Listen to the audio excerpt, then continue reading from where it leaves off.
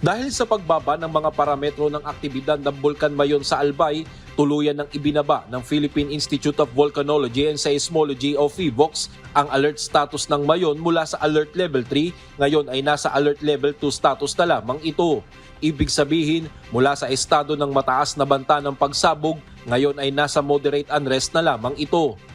Ayon kasi sa PHIVOLCS, mas kumaunti na ang magma na umaakyat sa crater ng bulkan.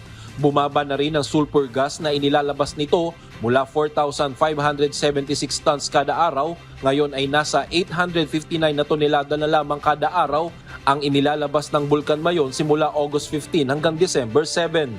Ayon pa sa ahensya, ang pagbaba ng sulfur gas na inilalabas ng Mayon ay nagpapakita lamang ng mas kaunti na ang naka-expose na lava sa crater at dalisdis ng bulkan. Pero sa kabila nito, nagpaalala pa rin ang PHIVOLCS sa publiko na hindi ibig sabihin ng pagbaba ng alert status ng Mayon ay natapos na ang pag-aalburuto nito.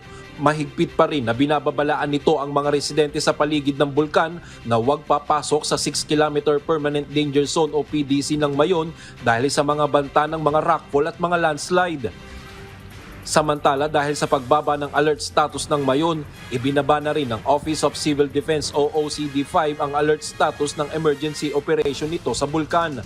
Mula red alert status, ngayon ay nasa blue alert status na lamang ito.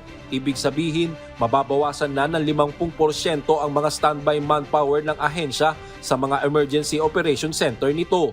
Sa kabila nito, pinapayuhan pa rin ang mga local disaster risk reduction and management offices na mahigpit pa rin i-monitor ang sitwasyon sa paligid ng Bulkan Mayon dahil sa patuloy pa rin mga aktibidad nito. Diyos ang aming sandigan, serbisyo publiko ang aming pinahahalagahan. Brian Baldarahe, humahataw!